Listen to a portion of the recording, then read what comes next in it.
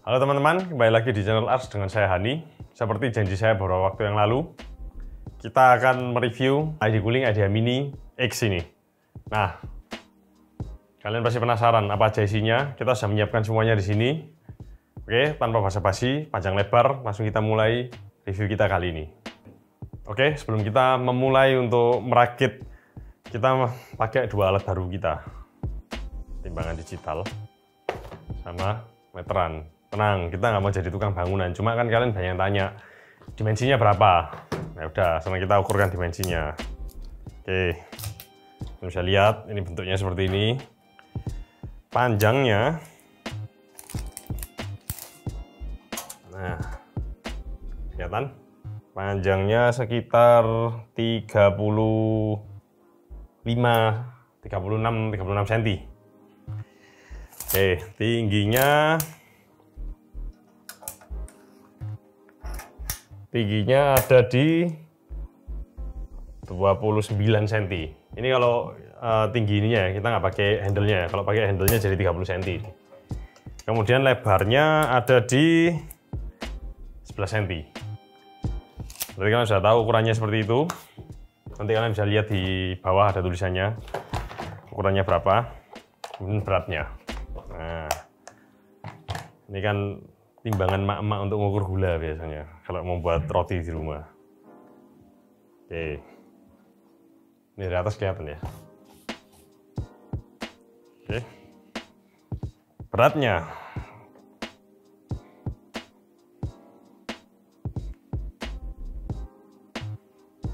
4.987 gram, ya 5 kilo lah kira-kira.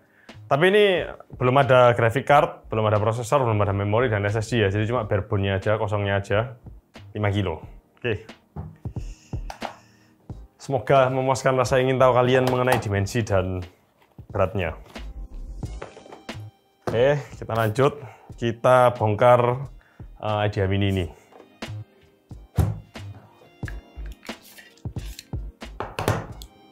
Kita mulai dulu dari set panelnya.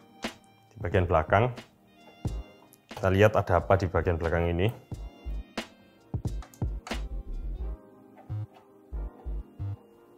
Nah, untuk buka bagian belakang kalian cuma perlu buka 4 baut ini aja. Bagian belakangnya set panelnya ini dari aluminium. Oke, kalian bisa lihat isinya, langsung ketemu board dan kabel-kabel ini. Oke, kemudian kita buka bagian set panelnya yang menghadap ke kita.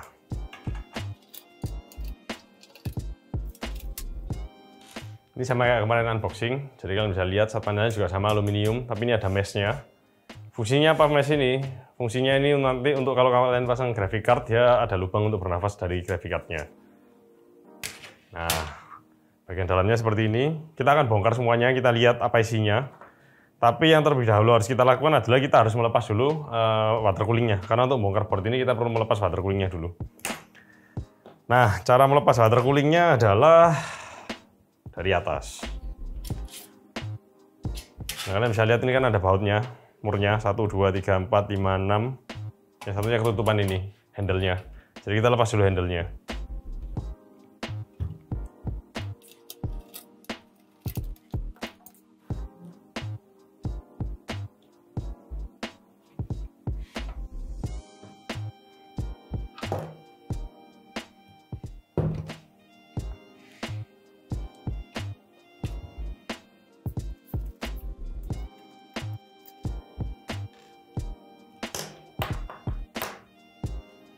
Oke, handle-nya sudah dilepas.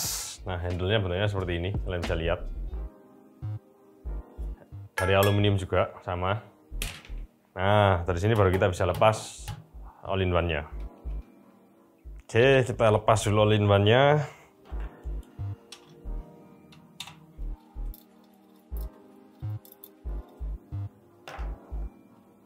Sebelum kita lepas all-in-one-nya, kita cabut dulu kabelnya.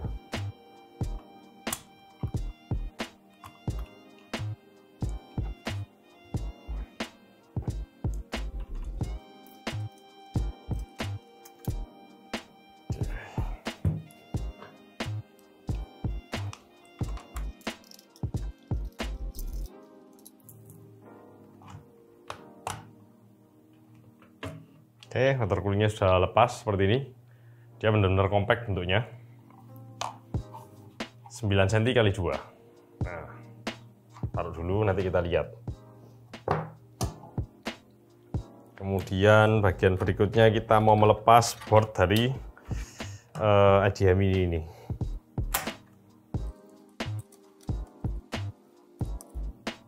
Nah, kalian bisa lihat boardnya kan strukturnya seperti ini, jadi kita harus melepas murnya. Ada 1, 2, 3, dan 4 ini.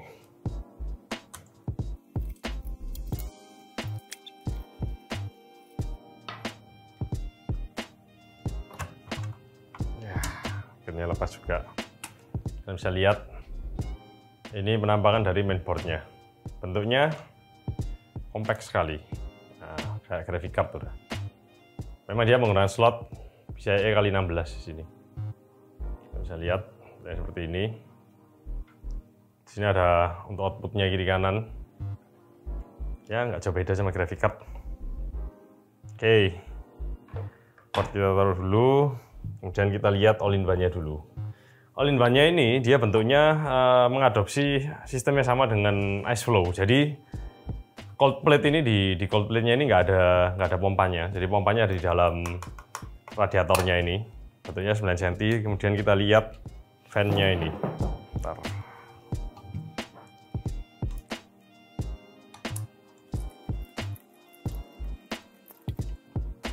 Oke, fan-nya sudah lepas. Kalian bisa lihat ini fan-nya fan 9 cm kali 2. 12 volt 0,2 ampere. Fan-nya tipis. Ini kayaknya 15 mili. Oke, kemudian untuk water block-nya, radiatornya bentuknya seperti ini. Jadi 9 cm kali 2 dengan ketebalan 27 ini harusnya standar ini. Oke, bentuknya seperti ini. Radiatornya, ini cold plate-nya. Selangnya cuma segini, jadi nggak terlalu panjang-panjang amat selangnya. Oke. Sekarang power supply-nya. Oh, sebentar. Ini yang card-nya untuk menghubungkan mainboard dengan graphic card. Nah, ini card yang digunakan untuk menghubungkan mainboard ke graphic card-nya. Ya, ada outer board seperti ini, ada kali 16 kali 2. Jadi dia mengadopsi style yang hampir sama dengan Intel NUC. Jadi kalian bisa lihat ini ada PCIe GFX, PCIe MB. Ini untuk mainboard, ini untuk graphic card. Lanjut ke power supply. Nah, ini sudah dilepas semua isinya seperti ini sih. Nah, untuk hard drive 2,5 itu dia ada satu mur yang harus dilepas ini. Ini tinggal di sliding. Nah, ini rumahnya untuk hard drive 2,5. Kalian bisa lihat. Jadi expansion yang bisa kalian gunakan untuk storage hanyalah hard drive 2,5. Kalau sudah terlepas semua ya bentuknya seperti ini. Rangkanya ini. Jadi yang aluminium itu ternyata penutup samping kiri dan kanan, sedangkan besinya masih menggunakan SCCC ini harusnya ini. Jadi besi biasa. Nah, ini power supply yang digunakan. Kalian bisa lihat ini adalah FSP 500 watt G. Ralat ya. Kemarin saya salah ngomong, ini bukan SFX tapi Flex ATX. Jadi kalau kalian sempat lihat konten kita beberapa waktu yang lalu ada casing yang pakai gig A20. Nah, sama kayak ini. Form factornya sama kayak ini. Kabel yang disediakan ini, karena kita cuma dikirimin prototipe ya, jadi kita nggak bisa minta kabel spare-nya ini. Tapi ini masih ada slot sisa ini untuk power SATA di sini. Nah, ada satu sisa ini, tapi nggak ada kabelnya. Jadi kabel yang diberikan 24 pin, kemudian 8 pin untuk CPU. Untuk graphic card ada 6+2, ada 2. Speknya di sini kalian bisa lihat untuk 12 volt dia bisa sampai 41 ampere dan 5 voltnya 10 ampere, 3,3 dari 10 ampere. Totalnya 500 watt dan dia ada sertifikasinya 80 plus silver. Fan-nya 4 cm. Ini kalian bisa lihat cukup kecil sini power supply-nya ini dan tidak berat juga. Oke, kita sudah bongkar semua isinya IDEA Mini. Nah, kalau kalian penasaran dengan boardnya, pasti kalian penasaran dengan boardnya. Boardnya modelnya seperti ini, jadi dilihat sekali lagi supaya seneng. Ini tembaga, Kemudian ini bracketnya untuk water coolingnya. By default dia sudah terpasang ini. Nah, oke. Ini slot SODIMM dan M.2. Untuk konektor SATA hard drive ada 2. USB 3, 20 pin dan 8 pin untuk mainboard dan CPU ada di sini. Ya sepintas kita lihat sih ini tipenya boardnya Z590. Cuma saya juga nggak yakin apakah ini bisa dipakai untuk overclock Intel Core i7 generasi 11 dengan form factor sekecil ini dan dengan power supply dan cooling yang serba minimalis seperti ini. Tapi ya kita coba aja. Nah untuk pengujian kali ini kita akan menggunakan prosesor dari Intel Core i7 11700K 11700K bahasa Inggrisnya. Bingung lagi, KK mas, ya KK whatever. SODIMM-nya kita pakai Fury dari Kingston HyperX ini, karena ini yang dipasang langsung jalan di Intel. Kita belajar dari Intel NUC yang kemarin memang dia milih-milih, jadi kita pakai yang sudah langsung bisa jalan di Intel, pakai ini dan langsung jalan.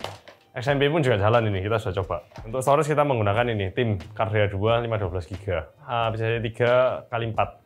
Graphic card ini agak berbeda. Kemarin kalau kita waktu unboxing kita pakai colorful yang warna merah.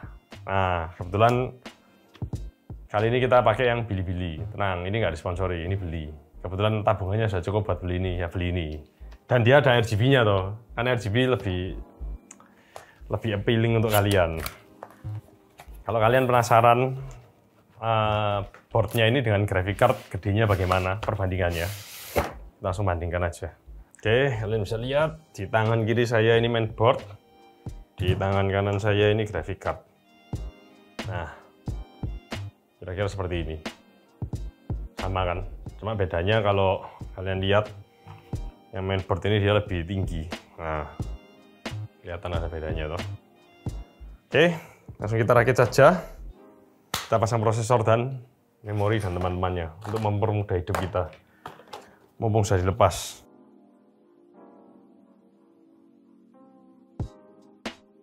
Oke, ini sekarang sudah terpasang prosesor, memori, dan SSD-nya. Tentunya seperti ini. Kalian bisa lihat ini, atau kalau mau lihat dari atas, seperti ini. Nah, ini sudah terpasang semua. Tapi ingat ya, ini baru prototipe ya. Kita belum tahu apakah produk ini akan masuk ke Indonesia atau enggak. Apakah nanti kalau masuk ada perubahan atau enggak, kita masih belum tahu. Jadi ini cuma prototipe aja. Sekarang kita merakit lagi ini semua, masuk ke casing ini lagi.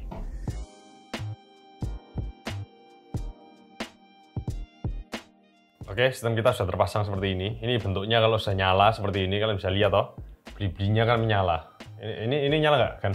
Nyala ya? Nyala. Nah, jadi kan kalian bisa lihat kan lebih cantik kalau ada lampu-lampunya daripada kalau pakai yang yang kemarin 3060 Ti fan-nya 3 tapi nggak ada lampunya. Jadi kali ini kita lebih prefer ke penampilan daripada performa. Oke, sekarang kita sudah masuk ke dalam BIOS-nya. Dia pakai BIOS-nya itu Aptio. Di main kalian bisa lihat ini ada system date dan system time seperti biasa standar. Advance kalian bisa lihat CPU configuration, ada AVX, AVX 3, turbo mode, dan ini CPU OC. Settingannya seperti ini. Overclocking feature kalau kalian enable kalian bisa lihat. Ada flex ratio override. Kemudian ini untuk mengatur dia jalan di core clock berapa ya, multiplier-nya ya. Dan ada untuk voltage. Voltage-nya dia cuma ada untuk CPU, jadi V-core ini ya.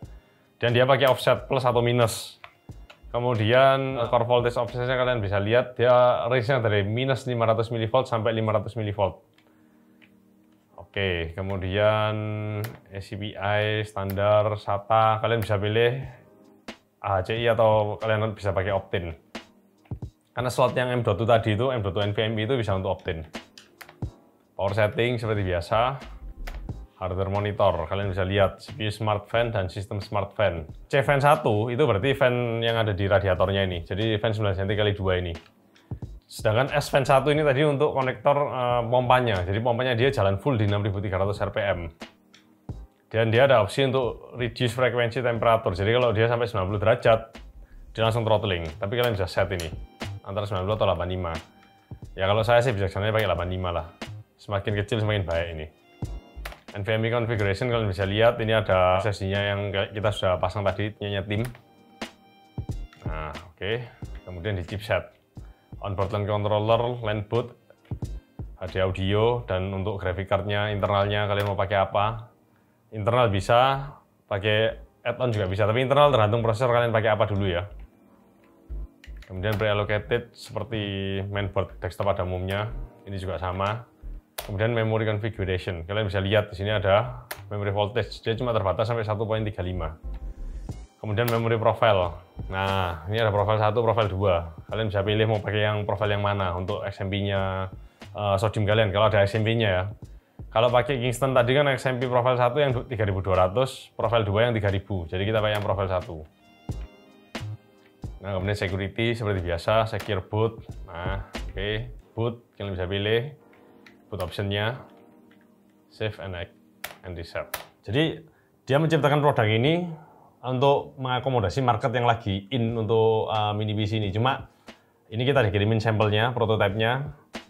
Kalau prototipenya menurut mereka untuk fisiknya, luarnya ini, penampakan luarnya ini dengan produk jadinya nanti sama seperti ini. Cuma untuk mainboardnya itu yang kita masih belum bisa ngasih kepastian apakah nanti rilis dengan prototipenya sama atau berbeda. Yang pasti ID Guling menawarkan ini dalam 2 varian, jadi kalian bisa pakai Z590 atau H570. Nah, kalau seandainya nanti jadi dirilis, kalian mau pakai Z590 atau H570, sekiranya dengan adanya pengujian ini kalian bisa dapat insight kira-kira yang cocok untuk kalian seri Z atau seri H ini. Oke, tanpa panjang lebar, ini semua sistemnya sudah terpasang. Kalian bisa lihat di layar monitor kalian sekarang. Nah, Windows yang kita gunakan seperti biasa karena kita berkutat dengan mini PC dan kita menggunakan Phantom Canyon kemarin sebagai standar benchmarknya kita. Windows kita pakai 20H2, masih tetap Windows 10. Hasil pengujiannya kita sudah melakukan hasil pengujian secara offline ya, jadi kalian bisa lihat di layar monitor kalian. CPU benchmark kita bisa lihat, kita menggunakan benchmark internalnya CPU-C 1.97 ini. Untuk single core ada di 617.5, multicore-nya ada di 6306.8. Jadi kira-kira skor ini kalau kita bandingkan dengan HX 900 kemarin ya. Jadi ini kalau dari segi prosesor dia ketemunya sama yang AMD kemarin. Ini kondisi default ya, kita nggak lakukan overclock apa-apa dulu. Jadi kita lakukan default meskipun ini seri set. Cuma ya seperti yang saya bilang tadi di awal, saya nggak terlalu yakin apakah ini kalau di overclock bisa atau tidak gitu loh. Sebelum prosesornya nggak mampu, kemungkinan terbesarnya adalah coolingnya nggak akan mampu mengatasi panasnya prosesor ini dulu. Oke, kemudian lanjut ke Cinebench R20. Untuk single core-nya ada di 564, sedangkan untuk multicore-nya ada di 5201. Jadi kalau kalian mau kerja desain, kalian mau pakai sistem seperti ini, kalian bisa pakai patokan ini. Jadi sepintas untuk CPU, ini kita ngetes, ini nggak throttling sama sekali, kondisi default ya. Cuma yang jadi masalah adalah suhunya. Suhunya sudah ada di angka 75, 78, sampai 80-an lah, kira-kira angka-angka segitu. Kalau kita mau menggunakan Cinebench R20, di mana ada load FVX-nya, dia sempat throttling kalau dengan kondisi default. Cuma nanti kita akan mencoba men-tweak bagaimana caranya supaya dia tidak throttling. Oke, sekarang kita lanjut ke tes berikutnya. Kita menggunakan HPBot Realbench 2.44. Ini benchmark yang untuk menunjukkan overall kemampuan dari komputer ini bagaimana. Jadi kalian bisa lihat skornya dia untuk OpenCL, skornya 67.222. Sistem skornya overall ada di 191.000. Jadi ya ini sudah di atas rata-rata, sudah cukup kenceng kalau buat saya. Kemudian untuk heavy multitasking, itu kalau kita menjalankan semuanya, CPU dan GPU ikut bekerja, itu ada di 222.004. Kemudian untuk image editing ada di 224.603. Kemudian untuk encoding, kalau kamu suka ngedit video, skornya ada di 304.063. Kemudian kita lanjut ke 3D Mark. Ini benchmark favorit kita semua. Kita mulai dari skor yang paling rendah ke yang paling tinggi ya. Jadi kalau kita pakai TimeSpy Extreme itu dia dapat skor ada di 4148. Port Royal ada di 5052. Port Royal ini untuk ngetes ray tracing. Jadi dia baru bisa jalan di graphic card yang ada feature ray tracingnya. Kemudian Firestrike Ultra itu ada di 5193. TimeSpy yang standar yang biasa ada di 8787. Kemudian untuk Firestrike Extreme ada di 10050. Kemudian kita beralih ke Wildlife Extreme. Ini ada di angka 17.596. Untuk Firestrike ada di 20.041 dan Wildlife yang biasa ada di 51.041. Jadi kalau untuk 3D Mark dengan sistem seperti ini, i7 ini 11700K dan 3060, memori 16GB dan NVMe 500GB. Ini semua game 90p. Rata kanan dimakan habis ini. Apalagi kalau ada game yang pakai DLSS pasti jalan lancar tanpa ada hambatan. Nah, kemudian kita mencoba di pengujian game, benchmark game. Final Fantasy 15 skornya ada di 5.978. Sedangkan untuk Final Fantasy 14 ada di 19.400. Kalian pasti penasaran juga toh. Pasti akan bertanya-tanya, ini graphic card sebenarnya jalan di PCIe kali berapa, gen berapa? Nah, ini kita juga sempat kepikiran untuk pengen tahu gitu loh, apakah ini benar jalan di gen 4 apa enggak. Jadi kita tes dulu kalau pakai Tech PowerUp GPU-C. Kalian bisa lihat di sini, jalannya dikali 16 4.0. GPU-C ini kadang juga salah gitu loh. Fixnya kita menggunakan 3D Mark PCI Express Bandwidth Test. Kalian bisa lihat di layar kalian, ini kita run sekarang.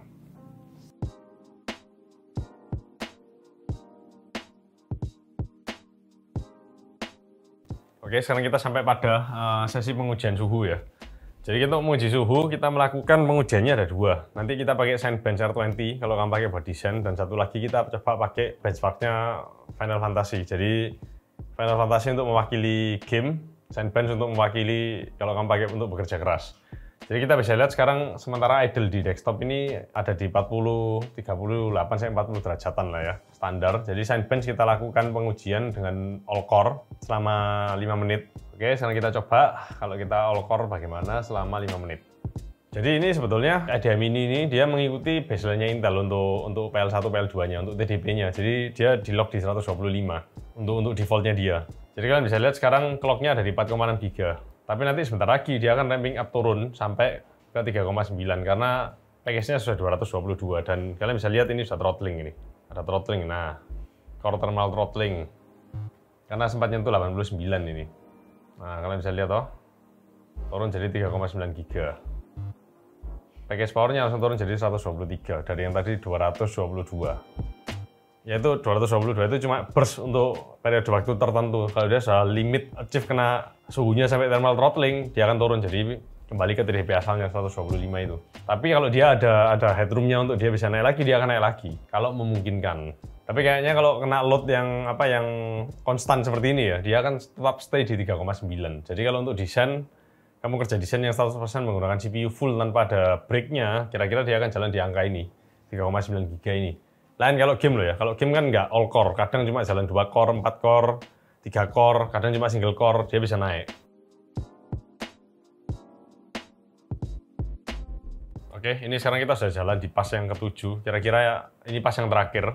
Suhunya, average itu jalan di 68, cuma high score-nya dia sampai di 89 dan sempat thermal throttling. Kemudian core clock-nya dia average ada di 3955 ya, berarti 4 GB lah ya kira-kira ya, 3950. CPU package average ada di 70, highest ada di 89. Skornya ada di 5083, skor terakhir. Kurang sekali ini nanti keluar ini skor finalnya berapa ini.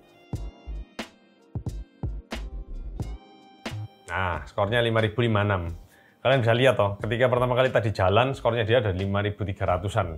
Tapi semakin berjalan loopnya tambah banyak, dia turun jadi 5056. Karena panasnya dia tidak mengizinkan untuk core clock-nya dia naik sampai setinggi waktu awal-awal jalan itu. Nanti kita akan membahas bagaimana cara mengatasinya ini. Kita kasih ya solusi lucu-lucuannya lah. Oke, untuk pengujian render, untuk bekerja, kira-kira seperti ini load-nya. Sekarang kita coba ganti ke pengujian untuk gaming. Kita pakai Final Fantasy 14 Endwalker, benchmark build-nya dia. Nah, kalian bisa lihat settingnya seperti ini. Grafik settingnya kita pakai maksimum. Kemudian yang grafik setting 2, 3, dan 4 ini kita nggak ada ngerubah apa-apa, display setting aja ini. Kita pakai window, karena kita butuh melihat HP infonya. Oke, sekarang kita start. Nah, di sini kalian akan lihat akan ada bedanya antara clock-nya ini, antara kamu pakai tadi Cinebench dengan main game. Pasti akan kelihatan bedanya. Karena tidak, di game ini nggak semua prosesornya dia akan diutilize gitu loh. Apalagi ini game DirectX 11. Nah, kalian bisa lihat CPU package-nya dia kan cuma 94. Kalau 94 ya dia pasti akan jalan konstan di 46 ini, 4,6 GB ini. Suhunya pun kan terjaga, cuma 56-an, jadi nggak terlalu panas. Makanya dia bisa stay di 4,6 GB, maintain di 4,6 GB. Package powernya pun cuma berkisar antara 90 sampai 100 wattan, jadi ya masih di bawahnya, jauh. Dan kalian bisa lihat di sini di task manager ini cuma 1, 2, 3, 4 core ini yang paling aktif jalan. Lainnya kan dikit-dikit semua ini. Oke, kalian bisa lihat di layar monitor kalian skornya extremely high. Lihat Jagoannya sampai loncat-loncat, mencolot-mencolot, kegirangan.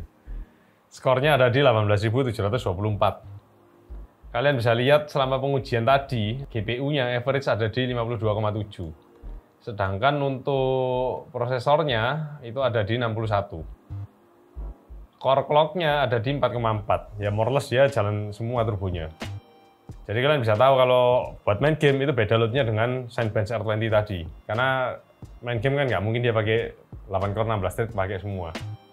Nah cuma yang jadi masalah ketika kita pakai kondisi defaultnya ini, selain panasnya dia seperti ini, akhirnya bunyi fan-nya ini jadi nggak enak juga karena fan-nya otomatis bekerja lebih keras untuk buang panasnya itu.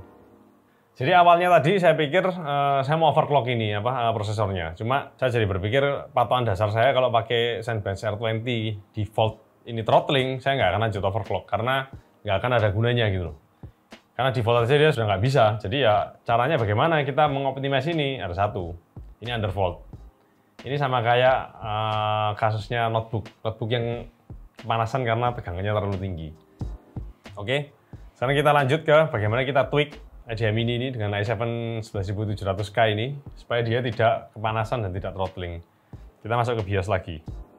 Nah, ini kita sudah masuk ke BIOS, kembali lagi ke CPU configuration, OC configuration, overclocking feature kita enable, offset prefixnya pakai yang minus di 125 mV. Oke, ini aja yang kita ganti, lainnya nggak ada. Ya sebetulnya ada sih opsinya untuk kalian supaya bisa lebih dingin lagi itu dengan cara smart fan ini. Smart fan ini kalian ganti ke yang performance. Cuma kalau ke performance ya bunyinya nggak enak sekali. Save. Oke. Nah ini kita nunggu sebentar ya sampai idle-nya jadi 40-an biar adil. Tadi kan 40-an. Nah masalahnya kalau kita pakai filter kayak ini, udara panasnya tadi itu kayak nggak keluar ya. Jadi kayak dia bener-bener berkumpul di atas ini semua. Jadi kalau bahasa Jawanya itu namanya ngempel. Ngempel itu semerawut jadi satu di atas ini semua. Makanya kalau kamu pakai ini, ya itu kamu naruh lemper, naruh pastel, naruh apa tadi kan undi-undi. Itu jadi hangat. Kamu main game sambil makan cocok ini. Nah, oke, ini suhunya sudah 40-an. Sekarang kita lanjut lagi dengan kondisinya sudah di-tweak. Kita jalankan. Jadi ini offsetnya minus 125 mV. Offset itu maksudnya bagaimana? Offset itu jadi ketika dia full load, tegangannya dia akan turun jadi minus 125 mV. Berarti kurang 0,125. Nah, kalian bisa lihat toh, VID-nya dia kan berubah ini udah. Sekarang jadi 115. Nah, kalian bisa lihat run pertama 5600. Nanti kita lihat sampai pas yang ke-7 tadi jadi berapa nanti. Oke, ini sekarang kita sudah di pas ke-7. Harusnya ini jadi pas terakhir untuk Cinebench ini. Ini saya mau jelaskan. Clocknya kalian bisa lihat. Ada di 4289, kadang 41 sekian. Jadi dia naik turun clocknya ini. Kalian bisa lihat juga suhunya ya masih di bawah 70 semua. Nah, ini kalian bisa lihat voltage offset. Kalau kalian offsetnya minus, ya otomatis langsung akan keluar ini minus 0,125 volt. 125 mV kan? Package powernya sama, 125. Skornya pun kalian bisa lihat, 5432, naik hampir 10% dari yang tadi. Jadi dengan kita undervolt, performanya naik, suhunya lebih dingin, dan otomatis sistemmu jadi lebih silent. Ini kita pakai fan profile yang silent. Kalau kamu pakai fan profile yang standar, mungkin dia akan lebih dingin lagi gitu loh. Jadi ya, kalau buat saya, tweak saya untuk mengatasi panasnya yang berlebihan ini tadi, yang pertama adalah ini dibuang dulu, nggak dipakai. Yang kedua yaitu, V-core-nya kita pakai offset minus. Itu amat sangat membantu sekali dalam kasusnya untuk kamu bekerja merender seperti ini. Nah, ini sekarang saya mau memberikan tambahan. Karena ini versi yang sudah di-tweak, otomatis kita harus men-tweak VGA-nya juga. Saya pakai MSI Afterburner. Karena yang tadi standar kita pakai pengujiannya, belum di-tweak. Jadi VGA kita nggak merubah settingannya apa-apa untuk RPM fan ya. Sekarang kita kalau pakai versi tweaknya, seperti biasa, Afterburner saya selalu pakai Define. Kita tweaknya kan secara auto by defaultnya Afterburner aja. Jadi kalau ini kondisi seperti ini, kalau dia tambah panas, dia tambah ramping up fan-nya. Jadi nggak ngikuti BIOS-nya VGA. Jadi kita pakai apply, oke. Oke, sekarang kita lanjut ke pengujian Final Fantasy 14. Sekarang kita start.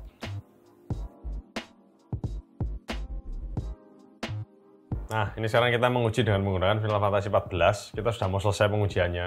Skornya, nah kalian bisa lihat, naik dari 18.000 sekian jadi 20.000 sekian. Jadi tidak selamanya undervolt itu akan membawa efek yang negatif ke komputer kalian. Untuk kasus-kasus tertentu seperti ini, di mana ada limitasi dengan konvektor dan panas, undervolt biasanya akan membawa hasil yang positif ya. Nah, kira-kira begini hasil tweakingnya kita. Kita tweaking nggak muluk-muluk. Saya sudah nyoba untuk men-tweak timing memorinya Sodim ini. Cuma saya nggak pernah bisa hoki dan beruntung kalau untuk urusan tweaking memori. Jadi tweaking memori kali ini terpaksa saya pas dulu karena tweaking memori itu membutuhkan waktu yang lama sekali untuk menguji kestabilannya. Dan ya itu kembali lagi ke poin yang sebelumnya saya ngomong, saya nggak pernah hoki kalau ngetes memori. Jadi tadi sudah coba diotak-otak model apapun juga tetap timing ini nggak mau bergerak sama sekali. Setiap diturunkan error terus. Saya nggak tahu apakah ini karena masih prototype atau gimana, cuma ya nggak bisa. Jadi memori kita biarkan jalan di profil XMP-nya. Nah, bentar lagi kita akan melihat. Ini Michael nanti akan nyoba beberapa game. Jadi kalian bisa lihat di footage-nya nanti di bawah ini, setelah ini. Ini beberapa game yang dicoba untuk main game selama beberapa waktu sama Michael. Nanti dia akan ngasih insight juga. Kalau dibuat real game bagaimana, oke atau tidak, berisik atau tidak. Oke, kembali lagi bersama saya Michael. Jadi kali ini saya dimintain sama Mas Hani buat mainin Horizon Zero Dawn di IDEA Mini. Jadi kita mau buat nguji game. Dan ini nanti dikasih set by set sama Mas Gani. Jadi yang kanan ini yang default dan yang kiri itu untuk settingan yang sudah ditweak. Dari set by set nanti kalian bisa lihat juga dari perbedaan FPS, lalu ada perbedaan dari GPU-nya juga, suhunya mungkin kalian bisa lihat lebih detailnya di set by set yang satu ini. Kalian bisa cek.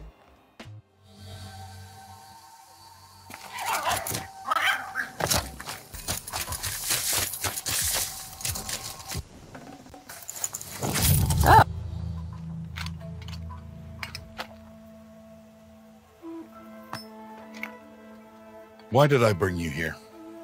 Not to answer questions. Aloy. Survival requires perfection.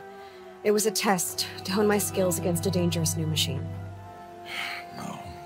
Follow.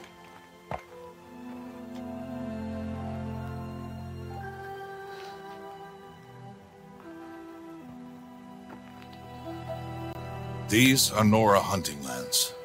They must be protected. If you hadn't destroyed the Sawtooth, how many Braves might it have killed or injured tomorrow? The lesson lives within the question, Aloy. For years, you've trained to win the Proving, but only for yourself. As a Brave, it will be your duty to fight for your tribe. My tribe? You said I wouldn't need them. But I never said the tribe wouldn't need you. The strength to stand alone, Aloy, is the strength to make a stand. To serve a purpose greater than yourself. That is the lesson you must learn.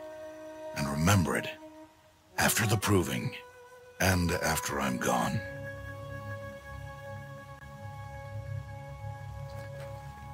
We're finished here. Follow.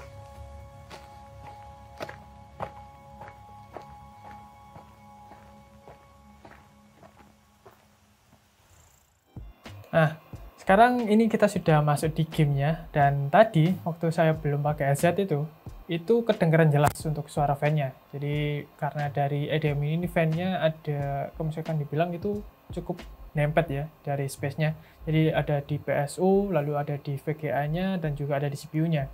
Dan itu space-nya nggak seberapa luas. Jadi kalau misalkan kalian buat main game yang grafiknya agak tinggi atau buat ngerjain ngedit video, itu mungkin suara dari fan-nya itu bakal kedengeran jelas meskipun kalian pakai headset.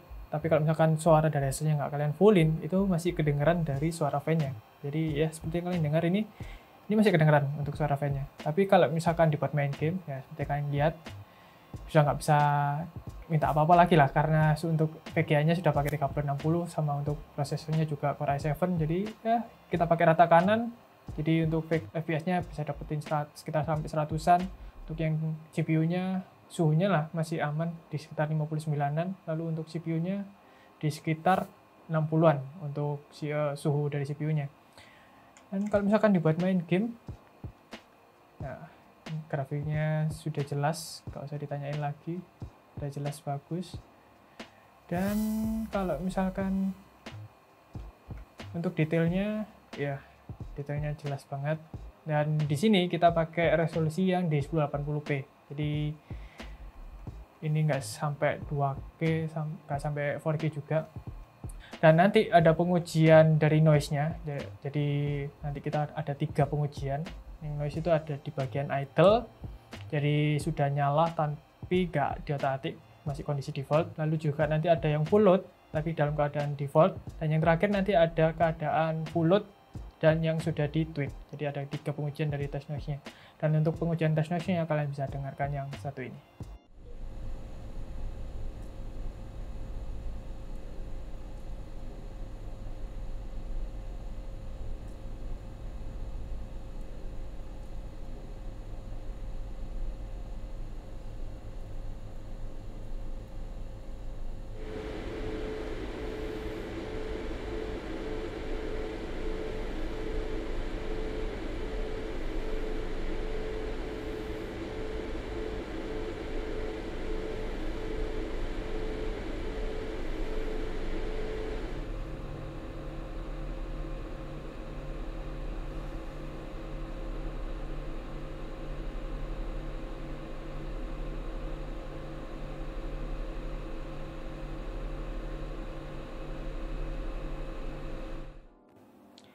Nah, seperti yang tadi kalian dengarkan, jadi ada 3 perbandingan untuk test noise-nya, jadi ada yang idle, default, dalam keadaan full load, dan tweak dalam keadaan full load.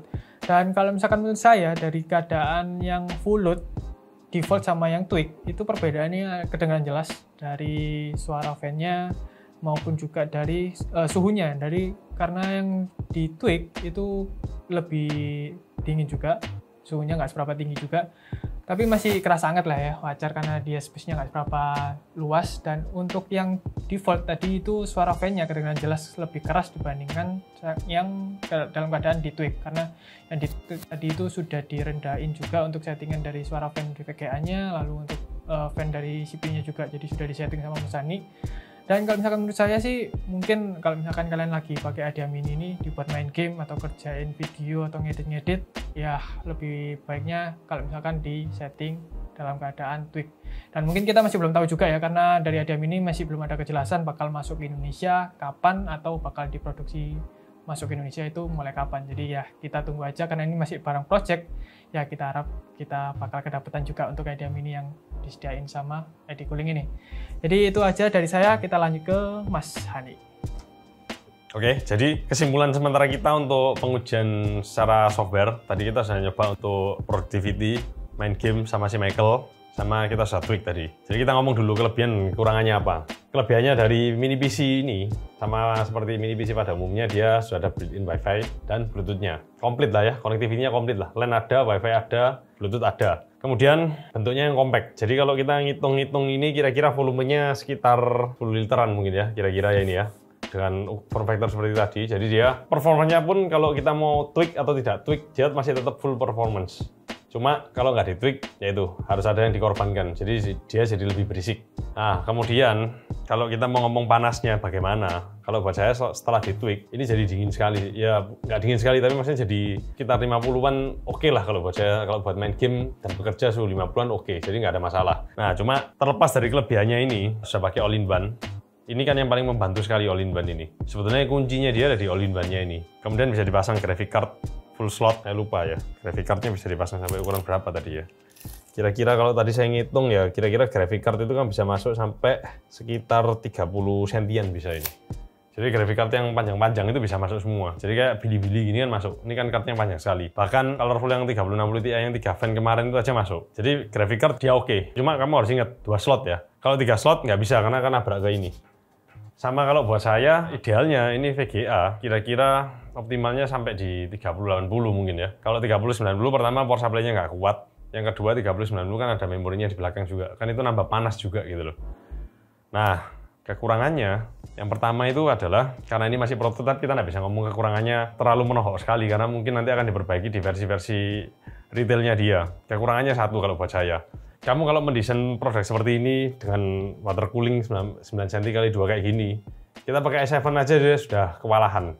Sedangkan space-nya dia bisa muat sampai, ini kalau mau dibuat lebih compact lagi ya, jadi harusnya all in one-nya pakai 9 cm kali 3, jadi 270. Itu kalau buat saya baru kelihatan oke, karena semua isinya fan, dan sama handle-nya ini kalau buat saya mengganggu sih. Karena untuk melepas all in one kita harus bongkar ini semua dulu. Dan kemudian kekurangannya dia nggak semua badannya dia full aluminium, jadi frame utamanya dia masih besi, jadi kurang oke, kurang kayak kesannya aluminiumnya itu setengah-setengah lah. Cuma kita nggak bisa ngomong juga karena kita juga belum tahu SRP harganya berapa. Sama ini satu nilai kekurangannya dia. Meskipun secara fungsi dia baik untuk supaya nggak ada debu. Cuma logika berpikir saya ya, kalau fanmu ini menyembulangin ke atas ya nggak mungkin ada debu masuk gitu loh. Cuma ya nggak tahu juga kenapa dikasih ini. Nah, ini IDEA Mini ini sebetulnya ada dua, Z590 dan Z570.